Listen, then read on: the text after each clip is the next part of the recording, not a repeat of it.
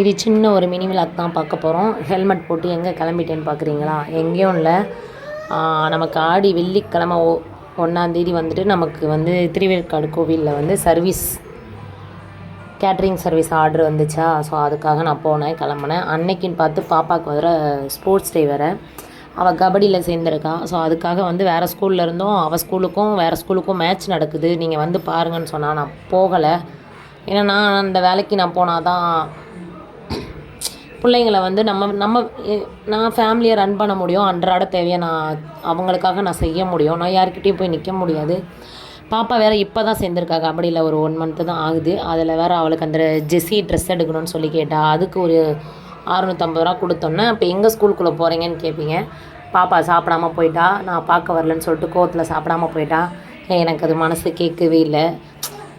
அந்த பிள்ளை ஒரு ஆள் தான் எனக்கு ஸ்ட்ராங்காக இருக்குது. எனக்கு ஒன்றா அதுதான் இருக்குது, அதுக்கு ஒன்றா நான் தான் இருக்கேன். ஸோ அதை பட்டினி போட எனக்கு மனசு வரல. வேலைக்கு போகும்போது சாப்பாடை கொடுத்துட்டு போகலாமேன்னு சொல்லிட்டு ஸோ ஹோட்டல்லேருந்து வாங்கி கொடுத்துட்டு போனேன். அது ஏன் மகன்றதை காட்டிடுச்சு. ஒரு செகண்ட் லஞ்சுக்கு வச்சுக்கோன்னு சொல்லி கொடுத்துட்டு போனதை ஃப்ரெண்ட்ஸோட சேர்ந்து ஒரு செகண்டில் ஆளுக்கு சாப்பிட்டு உடனே காலி பண்ணிட்டாங்க. ஓகே, திருப்தி தான். சாப்பாடுன்றது யார் வேணாலும் சாப்பிட்லாம். அவள் வந்து ஷேர் பண்ணிக்கிறேன், அது யாராவது தருவாங்கன்னா சரி ஓகேம்மா அப்படின்னு சொல்லிட்டு திரும்ப நம்ம கிளம்பிட்டோம்.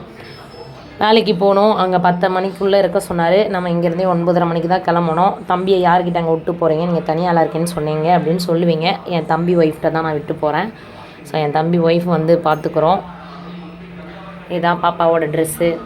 ஸோ அவளுக்கு சின்ன ஆசை. சரி ஓகே, அவளும் தம்பியோடையே இருந்து கஷ்டப்படுறா. அவள் ஸ்போர்ட்ஸில் சேர வேணான்னு நான் ரொம்ப சொன்னேன். வேண்டாம், கை கல் அடி போடும் வைக்கும், எனக்கு நீ ஒரு ஆள் தான் இருக்க, உனக்கு ஏதாவது ஒன்றுனா நான் உயிரோடவே இருக்க மாட்டேன் அப்படின்ற மாதிரிலாம் சொல்லியிருப்பேன் அதுக்கிட்ட. சரி ஓகே, பொம்பளை பிள்ளை கிளம்பணும், எதுலையாவது அதுவும் அச்சீவ்மெண்ட் பண்ணணுமேன்றதுக்காக கபடியில் சேர்த்து விட்ருக்கேன். அதோடு நம்ம கோவிலுக்கு வந்துவிட்டோம். இந்த கோவிலில் தான் நமக்கு இன்றைக்கி அன்னதானம். எங்கள் ஓனர் அன்னதானத்து ஆர்டர் வந்து எங்கள் ஓனருக்கு கிடச்சிருக்கு. எங்கள் ஓனர்கிட்ட லேடிஸ் வந்து நான் தான் சப்ளைக்கு போடுறேன்றனால நான் தான் ஃபுல் லேடிஸையும் போட்டு அங்கே நம்ம சர்வீஸ் பண்ணுறோம். எனக்கு அது ரொம்ப சந்தோஷம். என்னால் வந்து அப்பாவுக்கு 30 செல்லலை, நான் கோயிலுக்கு போகல, சாமி கும்பிடாமல் ஒரு மாதிரி மந்தமாகவே நானே இருந்தேன். அந்த இதில் வந்து இன்னும் நான் மீண்டே வரல. ஸோ ஆனால் எனக்கு இந்த கோயில் இது கிடச்சிருக்கு. போன வருஷமும் இதே கோயிலில் நான் தான் சர்வீஸ் பண்ணேன். ஸோ இந்த வருஷமும் கிடச்சப்ப எனக்கு ரொம்ப சந்தோஷம். அந்த வந்து கரகத்தை பார்த்தோன்னே எனக்கு ஒரு ஃபீலு, அம்மா தாயே நீ கூட எப்போயுமே இரு. எல்லாருமே என்னை விட்டு போயிட்டாங்க. எங்கள் அப்பாவும் போயிட்டார், எங்கள் அம்மாவும் போயிட்டாங்க, என் லைஃபே போயிடுச்சு. ஸோ என் பிள்ளைங்களுக்காக நான் வாழ்கிறேன், எனக்காக என் பிள்ளைங்க வாழ்த்து என்னை நம்பி. ஸோ நீ என் கூட துணையாகவே இரு. எனக்கு காசு பணம் கொடுக்குறியோ இல்லையோ, எனக்கு தைரியத்தை கொடு. ஸோ தன்னம்பிக்கையை கொடு.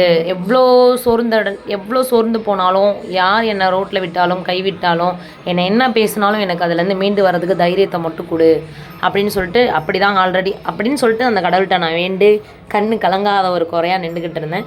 ஸோ எனக்கு கோயிலில் வேலை கிடைச்சது ரொம்ப சந்தோஷம். இதை விட புண்ணியம் கிடைக்குமாலாம் எனக்கு தெரியாது. ஏன்னா வெள்ளிக்கிழமை ஆடி வெள்ளி அதுமா என்னால் 4 பேருக்கு சாப்பாடு போட முடியலை. எனக்கு ஃபீல் ஆகும் நிறைய பேருக்கு சாப்பாடு போடணுன்னு. பட் ஆண்டவனாக பார்த்து கொடுத்துருக்கான்.